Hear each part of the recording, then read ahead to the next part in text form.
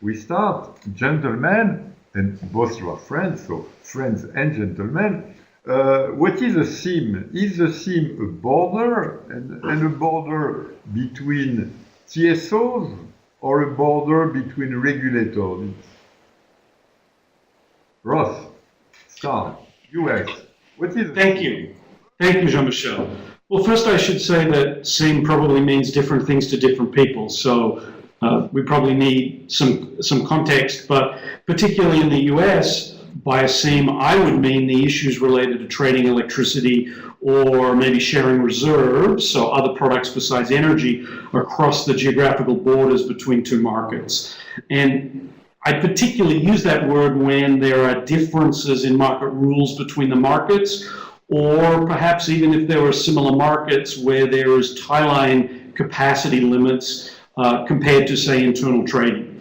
So in the US context, PJM and the Mid-Continent ISO are geographically abutting. They are more or less similar, but there are some detailed differences between them. And I would call the connection between them a seam. On the other hand, in the European Union context, we're seeing euphemia, at least in the day-ahead context, erasing the seams by creating a nearly uniform trading environment. But I'd say between balancing markets throughout the European Union, there are seams. So, for example, France and Germany. And you're saying already three different things. Huh? You're already saying that we have borders, I assume, between set of assets. We have differences of rules, but you also have different markets. We have a market for this, a market for that, so you're already using the tree. But I need now Daniel to intervene. Seen from EU, what is a seam? A border or a set of rules? Well, to my opinion, there are three major seams. One is technical, and it appears as soon as a system operator decides that he has to reduce capacity for technical reasons, whether the day before or in the day, in real time. The grids within the countries design have been such that you avoid as much as possible that you have to have those measures taken to reduce flows. But that's not the case between countries. And for countries with a lot of tie lines with the surrounding countries, you can even have flows that are induced in your grid by the surrounding power system. So this is a technical seam, but you have also legislation seams. Legislation seams is when you have different power markets, you have different time frames, different requirements for balancing, you have different levels of reliability, of security of supply. And then you have the market seams. But to me, market seams is a consequence of the technical seams and the market seams. And they have major impact. It has an impact on price signals and at the end of the road by political interferences. But it all starts with technical seams. And then it goes down the road to the market. So we have technical seams, regulation seams, and then market seams. But immediately I have a second set of issues to raise, architecture, because we used to say PGM market, European market, but we do not use to say each time what we have in mind. In my knowledge, even if it is a bit rough, I may say that a typical US market is made of central dispatch, so units receive orders from the system operator, and nodal pricing, which is the market is working each grid node by each grid node, while I would say from the EU, what is the opposite, self-dispatch. Each company, say E.ON, LWE, Iberdrola, is playing with its entire set of generating units. And I will say zonal pricing, we try to get one price for a zone. And many countries have the country as a zone, and even countries having several zones, they have a few, 2, 3, 4, but not 110. So are architectures also contributing to the SIMS issue? Daniel? I think that architecture is a consequence of the technical and legislation themes. And we should not forget that power systems are legacy systems. They are very capital intensive and their assets stays there for a very long time, 30 to 50 and even more years. So it influences, of course, the way the architecture is built. The second element is we should not forget that in Europe you have very strong national point of view. Energy is perceived as very national. When you read the media in any country in Europe, energy is in fact as if the country was an electricity island, which of course the member states today are not. But of course, in order to change that situation, to my opinion, you need disruptions. And we have disruptions in Europe. We have new legislation, the directive from '96, and even more the directive about the renewables in 2009. You have new technologies, solar and wind generation. You have IT developments that allow to move towards market coupling in the EU. And the last one is in the winter package, and is the regional operators that looks closely, but are not exactly identical to the RTOs in the US. And I think that this part, the ROCs, have a very big potential to mitigate the impact of the technical themes and even the regulatory themes we still have in Europe. So for me, it's much less a question about nodal pricing or zonal pricing.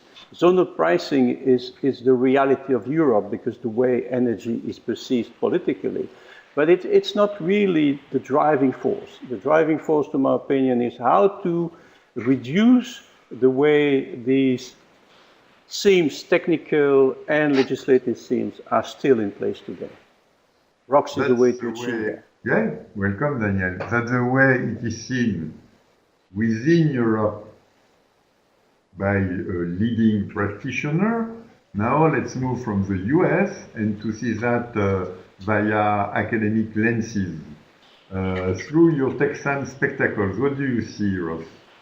Well, I think it's no secret that I support central dispatch and nodal pricing, but my point would be it's perhaps not so much the specific architecture that determines the issues, but the difficulty in getting decentralized decision-making to work, to operate efficiently between two different market models, particularly where there are transmission constraints that bind between the markets.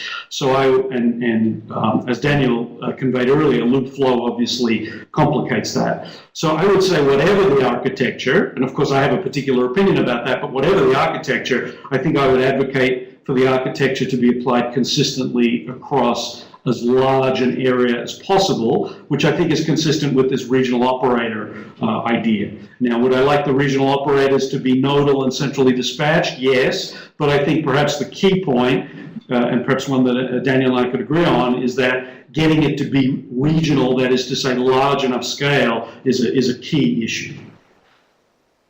Then, ladies, gentlemen, you have perceived already that we have technical dimension, regulatory or legal dimension. We have something that I did call architecture. What is it exactly? Unclear, but it exists more or less.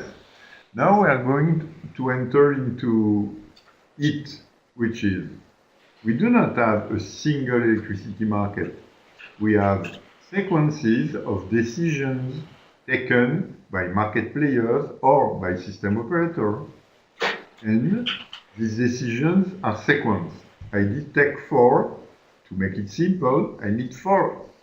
Even to keep it simple, day ahead, 24 hours before the delivery, intraday, which occurs a few hours before the delivery, congestion management, which is what is seen from the system operation, the parts of the grids are not okay with implementing exactly what the market players would like to do, and balancing, which is a way of reconciliating everything, so the edge, the intraday, the congestion management, everything ends up into balancing. So we will look at these 4 steps, one by one, and we will start by day ahead. Day ahead, Ross, for you, what is a typical SIM issue in the day ahead? And what is not a typical SIM issue? Well, I'd again say that the European Union has eliminated many of the seams at the day-ahead level, and in the US, we still have, within individual interconnections, different day-ahead models. Indeed, cases, particularly in the Western interconnection, where there's a day-ahead central market playing together with bilateral trading with other states. So there are clearly seams that are not only between things that are comparable, but seams between fundamental differences in the way the markets are organized at the day-ahead level in the Western United States, at least. In the Eastern United States and Texas, we have a much more unified story. And I would say have moved towards, if not eliminating the seams, at least reducing their significance. Give me one example showing that it's obvious that in Texas you did erase the seams. Give me one example. Well, Texas has a single unified day-ahead market, and everybody participates in it. Even municipal utilities and co-ops, they offer their assets into it. So there are no seams produced by differences in market models at the day-ahead level in Texas. In the Eastern Interconnection, there's PJM, there's New York, there's ISO New England, and they have borders with slightly different day-ahead models between them. So they have borders. Texas does not within it. Of course, Texas doesn't trade much with other places either. So we've closed the borders. In Texas, you have an enormous border, which is the borders of the state, and you do not have seams, you have Chinese walls. That's right, yes. You do not have seams, they have only walls. Then you can us in the view. I think Ross just mentioned it. With the market coupling, I think most of the complexity of handling energy on a power exchange has been removed by making the congestion implicit, so that market parties do not have to take this into account. So market coupling is the right answer to the European situation. It has, of course, to be applied everywhere in Europe before it really becomes a single market. But this is, again, as pointed out as Ross, a major difference with what's happening in the US, especially on the east part of the US. So I see there a real added value of the model that is being put in place several years ago in Europe. So with market coupling, in the EU we did make a lot, and now we'll jump to the next step. Okay, day ahead, but then intraday. Within the day, many things can change, many novelties can pop up. So regarding intraday, Daniel, where are we with the erasing of the seams in EU? Well, it's less advanced than day ahead, but the intention of the European Commission is clearly to go into the same way. I think that's a real, again, it's been demonstrated in intraday. The added value is there for intraday also. The only question I have is the closer you get to real time, and in the winter package they talk about 15 minutes, but I'm sure with more renewables like solar and wind, we will get closer to real time, maybe 5 minutes at the end of the day. I wonder if the implicit cascading of decisions that is implied with the market coupling will be manageable by the parties, including by the IT platform. So my only question mark is not about the model itself, but is it scalable the closer you get to real time? I have a complementary question for you, Daniel, because we know each other since a while. what we are discussing regarding market coupling, target model, network codes, etc., was initiated in 2009 in the third package. We are already 8 years after the third package. Why don't we have it fully alive, fully implemented? Well, in fact, it was started earlier. Well, at the European level, I agree with you. But the first time market coupling was put in place was between the Netherlands, Belgium, and France. And I was one of the promoter of trying what would be called market coupling later. And I think the difficulties we had in those times are still there. Is that if I come back to what I said before, that energy is very much perceived as a national issue, one of the difficulties we had was to convince policymakers that it would be beneficial for everyone.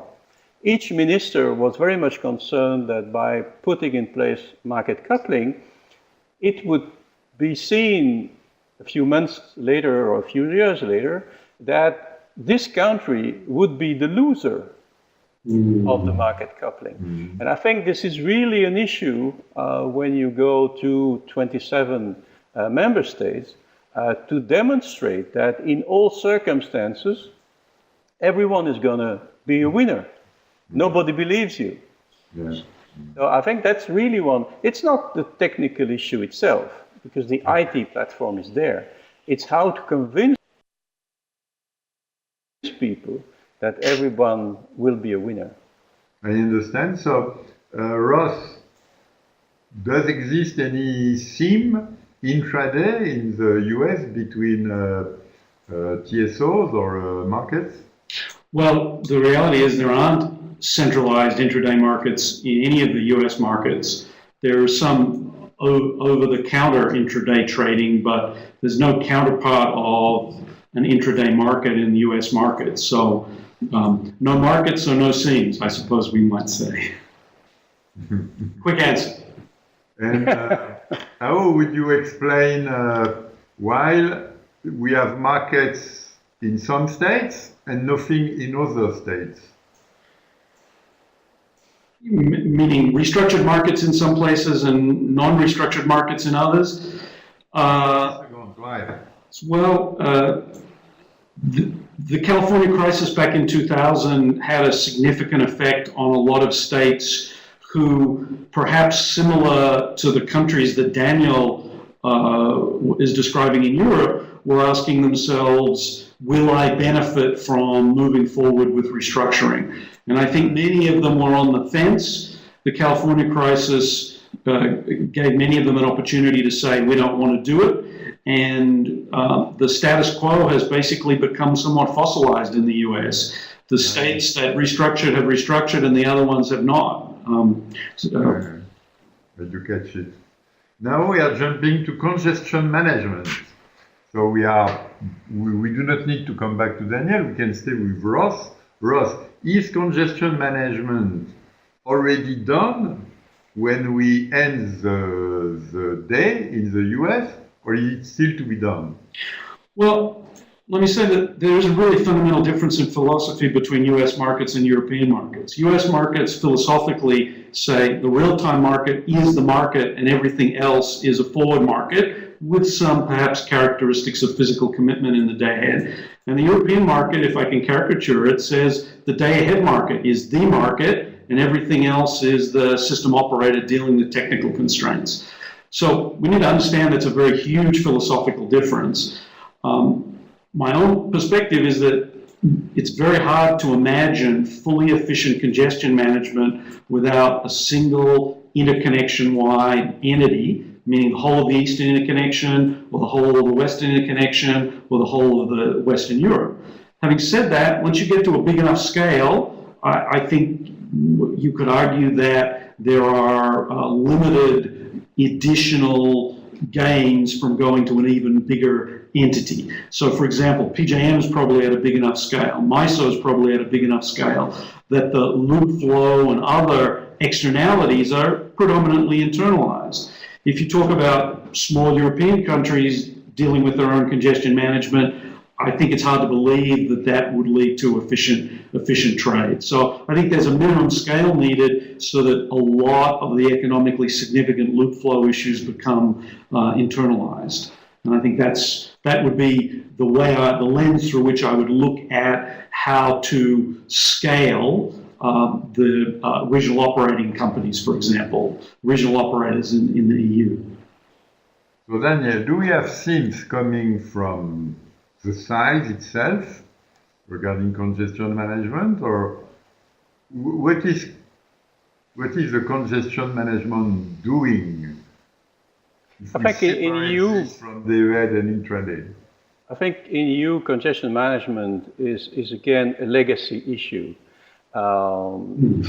We should not forget that before I would dare to say the 21st century, you had hardly exchanges between neighboring states. So even loop flows were, I would dare to say, easy to forecast because they were there forever and they would be there again forever. Everything could be forecasted and calculated very accurately. The game changer is, of course, the directive with the increasing of trade, and now, of course, everything that goes back with variable renewable generation.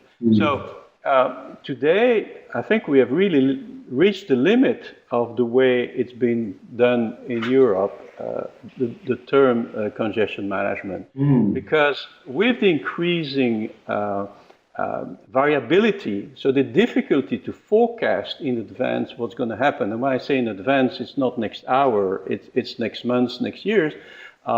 You come in a situation where you have a lot of loop flows, and it becomes very difficult to determine who should pay whom for what. And this has been the real major issue in Europe for many years, is that as soon as you talk about doing congestion management cross-border, the issue that comes on the table is who should pay whom for what and who is liable for what. So how do you tackle that? I think moving, again, as I said before, into the direction of regional operators is a way to, it will not solve the issue, it will smooth it out. And that's what, in fact, RTOs are doing in the US, besides the major difference of philosophy that was pointed out by Ross. But by having an entity that looks without taking into account the borders, and that afterwards allocates who should pay for what. And of course, sometimes it will be wrong, and sometimes it will be too much or too less for a given, between quote, member states. But on the overall, everyone will get roughly the same. So really moving to ROCs has the potential to reduce the seams. They will still be there, but they will be felt in a different way. Today, they're really a major issue. And that's the reason why I'm in favor of ROCs.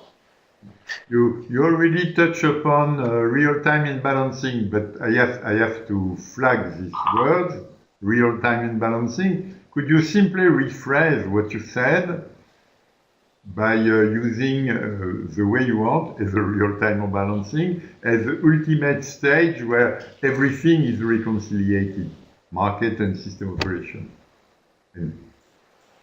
You're asking to me or to Ross? Yeah, to you, Daniel. Oh, yeah. Real time is when it really happens. Huh? And after real time, you look at the figures and then you allocate what the reality is. The way it's done in the US compared to the way it's done in Europe is pretty much different. But when you look at the end of the day, who's paying for what, you will basically see the same kind of bills moving between market parties and the system operators. But when we talk about balancing, I think this is where I see really an immediate added value for enlarging the geographical areas, because you have immediate benefits. You have more resources available, you have some unbalances on a national basis that will cancel each other. You will have, as I said, much more available demand response generation, maybe tomorrow storage. So we only for that reason we should enlarge the regions and go beyond the member states' borders as we know today. What is basically RTO doing when it's contemplating the different states? Now, let's be clear, it's not by creating PGM that you solve all the issues. They're still there, but you can look at them and you can handle them without looking immediately on the impact on each member state. Ross, balancing, real-time, RTO, ISO, where are the same issue and what contributes to limitate it or erase it? So balancing and congestion management are handled together in US real-time markets. So I think similar observations to the ones I made for congestion management. If you want to do it efficiently, you should do it over a bigger area. And as Daniel indicated, particularly with variable, with intermittent renewables, having a larger balancing area means that you have an opportunity to have uncorrelated imbalances averaging out much more painlessly than if you have to explicitly trade them across seams. So particularly with high levels of renewables, eliminating any of these seams by having larger regional entities is a clear, correct direction. And I think clearly Europe is heading in this direction. The US already has pretty big RTOs. Perhaps it would be good to make even bigger RTOs, but they're probably at a scale now where they can balance variability of intermittent renewables because of their geographical scope pretty effectively. So I think that's a similar prescription for the EU is justified. Now, gentlemen, we are going to go to the Q&A part, but just before we have to conclude. So, Daniel, would you conclude? Where are the themes coming from in the EU and what contribute or can contribute to reduce their bad consequences? And the same question to Ross.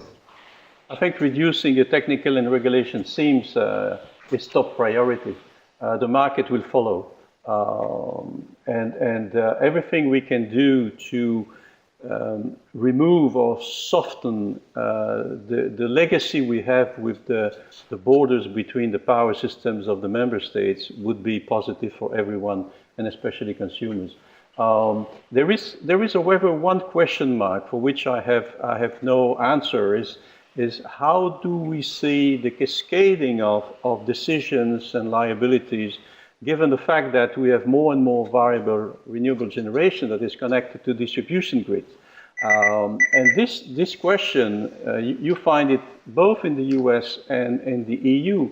How should you reorganize the way distribution grid operators, transmission grid operators, RTOs, and in Europe tomorrow ROCs will discuss between them and between with their customers. And this is something that is still, to my opinion, unwritten today. Gentlemen, gentlewomen attending the online, you can start asking your questions because I'm reading your questions on my screen. For example, Tarek Fauzi, Francesco Cariello, Nuno Silva, Christian Lanfranconi, Mathieu Francen, Juan Manuel Rodriguez Garcia, etc. You can write your questions and I will use them.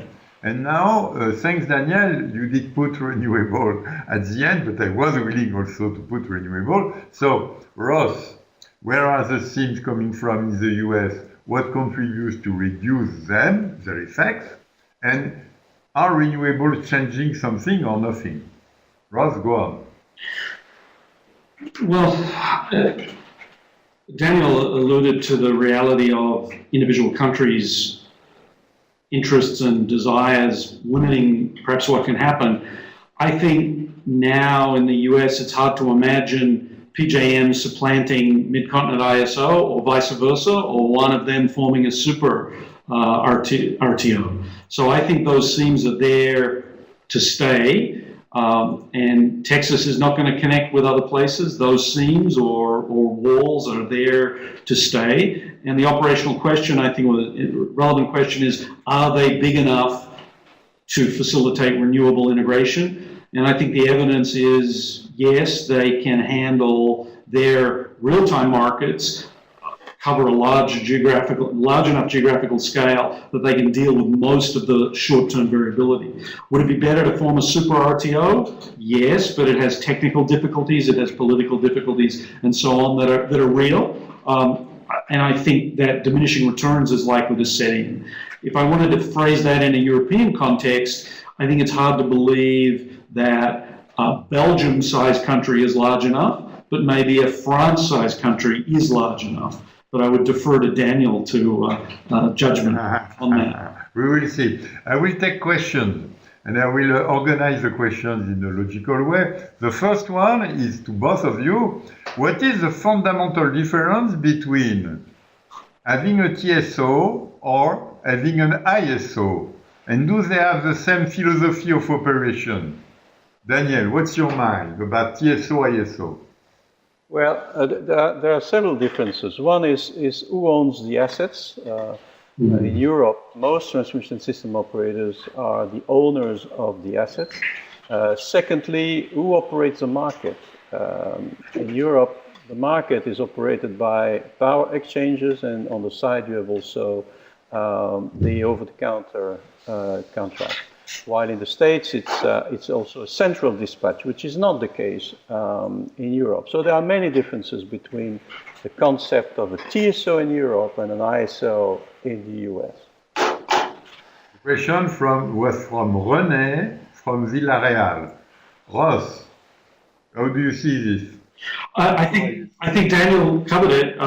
I'd again repeat that the fundamental philosophical difference between Europe and the US is that US perceives the real-time market as the market, and that everything in advance from that follows as a forward market from it. And so it's logical in that context that both are operated by the same party. So the ISO operates both the real-time market and the day-ahead market. There's not a separation of so-called market operations from so-called technical operations. They're all the same. And as an engineer, I personally hate it when the TSO says we deal with the technical things, as though electricity is not technical at every time scale. So the ISO story has technical and market things integrated together, both in real time and day ahead, and further ahead from that as well. Is it important to know the difference between ISO and RTO, or it's not that much important? In our context of operational issues, it's not that important. An RTO has to be an ISO in FERC definition world. It has some additional roles, but those additional roles are not really things we've talked about today. Okay. Then the next question is from Coral, from Cadix, I mean. How does US face ownership of interconnectors in terms of security of supply?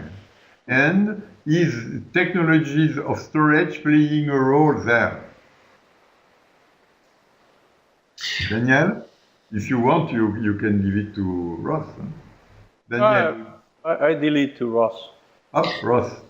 So when I was a postdoctoral fellow back in 1991, I studied... I was not born yet. You were not born, yes, indeed. Daniel was perhaps a toddler. I studied a particular transmission line in the US called Devers Palo Verde 2. So in the last couple of years, California finally built half of it. And the reason why they didn't build the other half is that the other half is in Arizona. So building across borders in the US, state borders in the US, is a thing of similar problematic complexity to building across national borders in the European Union. California imports a lot of electricity, so security of supply is relevant in this context.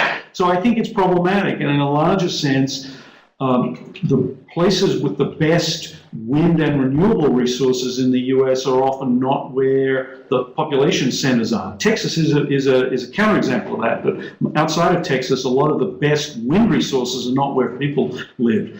And there's ongoing difficulty in figuring out how we are going to finance who is going to pay, who is going to put up with the lines, and so forth, to deal with bringing renewables over long distances. I don't think security of supply there is such a big concern. It's how do we build transmission for renewables that I think is pushing that interstate difficulty. Daniel, do you think that we have in the EU any themes regarding transmission investments for security of supply? Well, from my knowledge, not really. I think the major issue is public acceptance in Europe. The same was true in the US, of course, but I've never met during my career real issues between countries when we could demonstrate that increasing capacity had added value. And discussion about who was liable for what, should something happen, never really came on the table. But public acceptance, of course, is a nightmare and will remain until you put everything underground, of course, but that has a price. And now we go to Christian Lamfranconi. What is the benefit in having a forward market with hedging purposes, closing 5 minutes before real time? Why there should be a difference between real-time prices and intraday prices? Question mark. Who wants to answer? I think that's for Ross. Well, Christian is talking about an intraday market, I think, so I think that's more a question for you, Daniel. It all depends how we understand the question, Ross. It is, yes. Well, you can interpret it for you, and I will interpret it for me, and we can both answer Christian in different ways, if you like. But there are no markets in Europe closing 5 minutes before real time. That's the reason why I thought it was for you. But didn't you allude to the possibility of intraday markets getting closer to real time? That's not for tomorrow, because the Commission is contemplating harmonizing 15 minutes, but only in a certain number of years. So before we go to 5, it's going to take even more years, because you have a lot of course, IT issues behind that. So the impression I get at the moment is that most the intraday markets typically are closing hours to several hours ahead of real time. In the US context, perhaps specifically ERCOT, from what I can tell, a lot of the uncertainty in renewable production is revealed at about the 1 hour ahead time frame. So to partly answer Christian's point, I don't see that there's a lot more to be gained for renewables. There may be other reasons for intraday trading, but I'm not clear that there's a lot more to be gained from intraday trading in terms of getting better information for renewables, unless they're closing closer than 3 or 2 hours to real time. In other words, it's not making much difference to the level of uncertainty, but below 3 hours, there's less uncertainty. So that may be a partial answer to Christian's question. But again, there are no such intraday markets in the US. Nothing to add, Daniel? No, not on my part. Okay.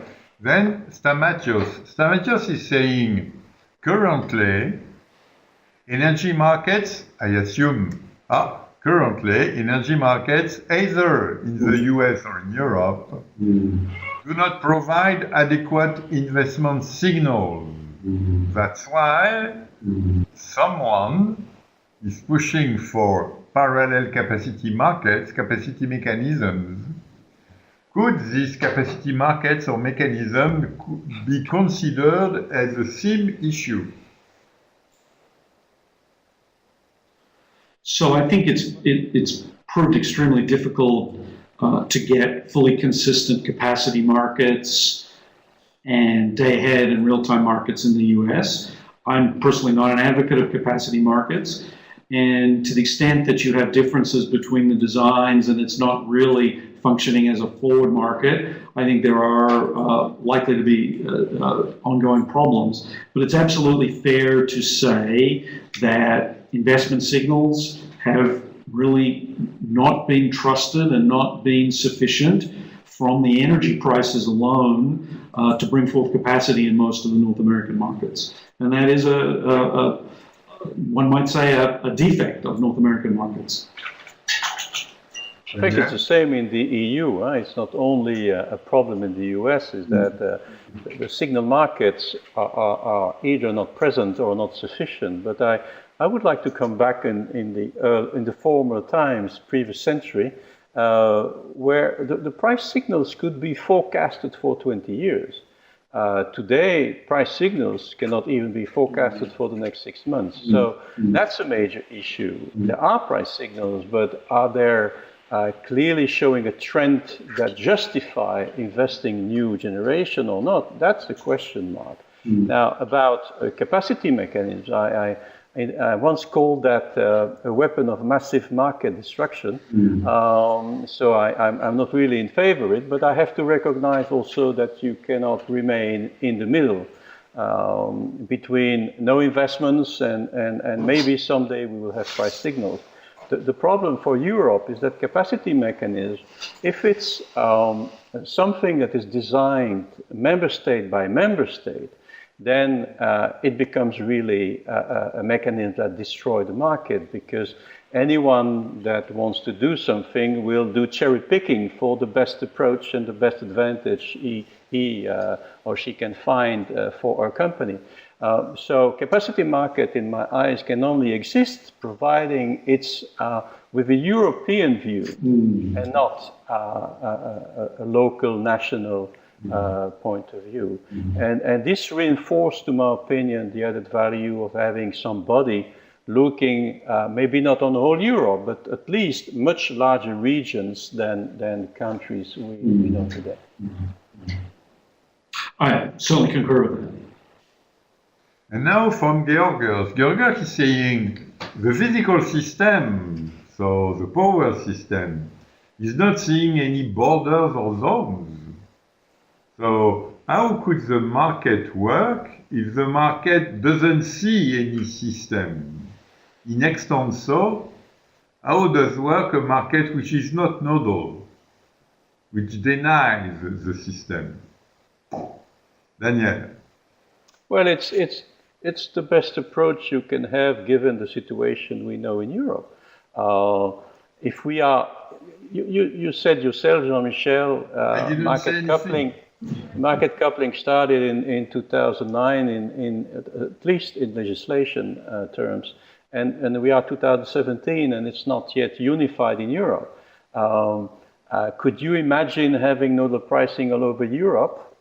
Maybe in the third, in the year 3000, but it's so complex, not necessarily on the IT point of view, but it's politically complex, and this is not something you can solve tomorrow. So seams exist in nodal markets, PJM to mid-continent ISO border. There's a seams management working committee. Both of those are nodal markets, but both of them have seams that exist because there are buses that are in one market and buses that are in the other. Now, I would generally observe that nodal markets make things easier to manage than zonal approximations, particularly when the transmission constraints are complicated, but the seams still exist in such nodal markets. I do hope that it's not till 3000 that we get a nodal market in Europe.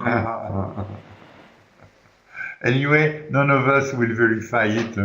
Yes. So Tarek is refreshing. Tarek is coming back to market coupling and he's saying, okay, let's agree that market coupling is good at the EU level, but how could we convince each company or each country that it is good for this company or this country?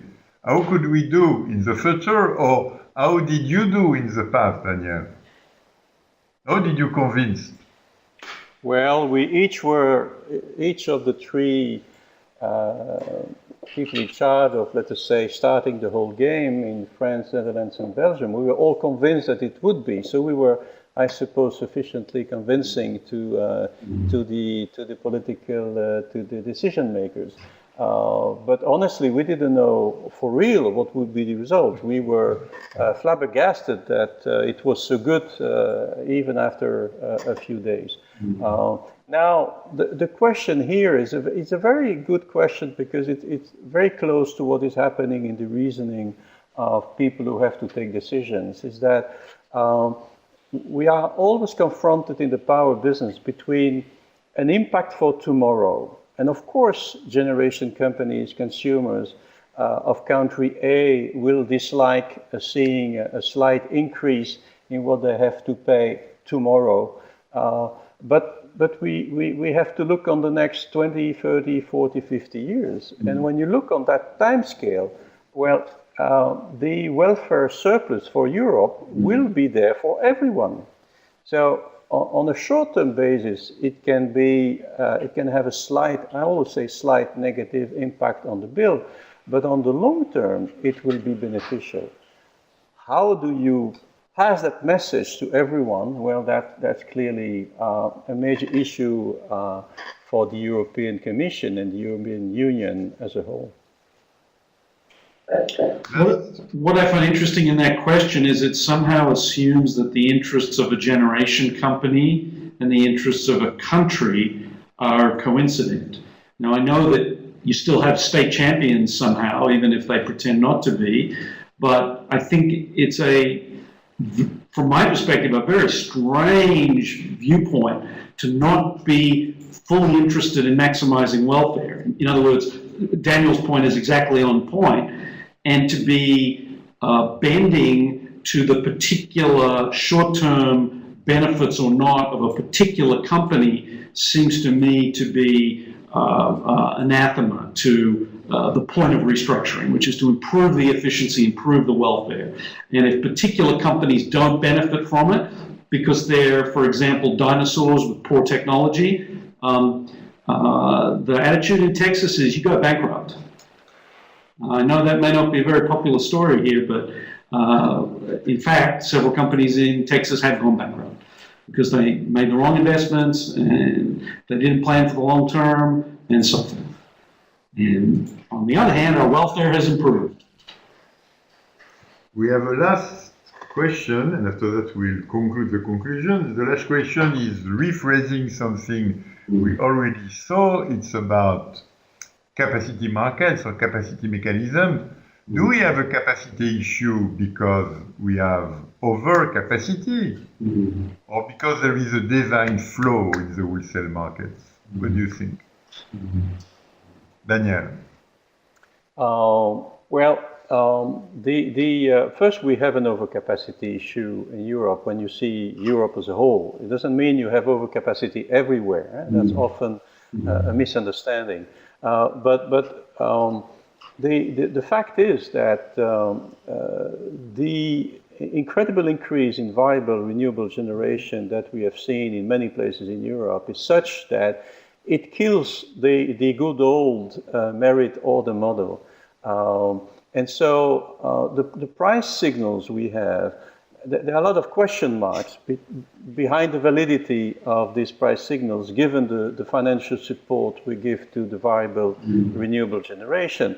But even if this would be solved, we still remain with the fact that the power industry, which in the 80s was put forward as an example of an industry where there was no research and development ever more necessary, we are in a situation where nobody knows how it will look like in terms of industry in the next 5 to 10 years, if not next year. So what's the meaning of long-term price signals in an industry that is facing changes that they have never been facing in the past? Ross, anything else? I think one of the lessons that I would draw from the efforts in the U.S. in electricity markets is it focused on the generation side. And although we've tried recently to get the demand side to explicitly participate in the market, it's a latter day activity. And I think fundamentally you need both a generation side, supply side. Supply is used in different contexts in different countries, but I mean the generation side and a demand side, exhibiting on the one hand the offers, on the other hand bidding their willingness to pay, in order to have a hope of getting prices that bring forth the right level of capacity. And if you don't have demand side price formation, you're not going to get capacity coming forth in the appropriate amounts, and you're going to be forced to have a proxy to it, whether that's a capacity market or a load-serving entity obligation based on a forecast by a different entity. One has to decide philosophically: do we really want to try to have a market working? And if that's the case, we need demand side willingness to pay to be setting the price sometimes. And if we're not philosophically happy with that or don't think it's the right thing to do, then we need to go with a capacity market. Now, against that, there are other particular specific issues at particular times. Daniel mentioned the renewables and renewable policy. In Texas, there was a bonanza in the late 1990s of foolish people investing in combined cycle, far more than we needed. So until recently, we had an oversupply problem, and it really didn't matter what the market design was. We had enough capacity, okay? So now, finally, there's been lots of retirements. There's probably going to be some more retirements of coal. Now it really matters. Are we going to see the right new capacity being built? And so this will be, the next 5 years, I think, the biggest test of the ERCOT energy-only market. And I would emphasize that without the demand side being there, it's one hand clapping. We're not going to get the right set of generation coming forward. And I suspect... I fully agree, of course. Yeah? One of the really important elements of the winter package that is on the table in discussion today is the fact that finally, after so many years, demand response is at the same level as generation. It's exactly what you point out. As long as we do not have those two resources, because they are resources to balance generation with demand, as long as we do not have demand response being at the same level, able to act on the power exchange and to bids and to make offers, we do not have a real market. Mm-hmm. And it's very difficult to talk about reliability then without talking about capacity markets. Mm-hmm. We need to have demand response, putting a price on how much the value is to get this, the kind of reliability they are aiming for. Mm-hmm. And in that context, operating reserve demand curves, I think, are a possible way forward. It still may not be sufficient, but I think it has the flavor of trying to set a proxy to that willingness, perhaps to activate some further demand response. I'm sorry, Jean-Michel, I just wanted to finish that. No. We are finishing, so I will ask you a crude question. You will answer in 10 seconds each. Daniel, if you were able to pick something in the US, would you pick RTOs and demand response participating in the balancing market? And you, Ross, if you were able to pick something in the EU and to put it into the US, would you pick some kind of renewable push and of market coupling? Daniel? I would definitely go for what you said, Jean-Michel. Both the concept of having an entity looking on a much wider geographical area and power systems that is implicitly related to the geographical area, together with the demand being a resource like generation and setting price, definitely we should go for that. Ross? Well, Daniel seemed to suggest that the mechanism for integrating renewables was not all that happy outcome for markets, so I'm not sure that I would want to bring that. If I wanted to bring something, I want to bring a carbon tax into the market, but I don't know that any of us have got that to pick as a cherry. Okay, we are going. I'm going to thank you both. You are dear friends and wonderful experts, and I would like to thank also the very numerous crowd of people attending the debate online. And ladies, gentlemen, you have seen that in the EU, in the US, we are doing things differently. Most of the time, we are doing things differently because we cannot do it the same, because we have different institutions, different rules, different habits, etc. And that's life. Nevertheless, it's not because we cannot copy each other that we cannot speak to each other and that we cannot acknowledge that there is good things to take. And as I am European, there is good things to take from the US. Hallelujah. I wish you all a good day and a good afternoon. Bye-bye. Thanks, Jean-Michel. Thanks, Danny.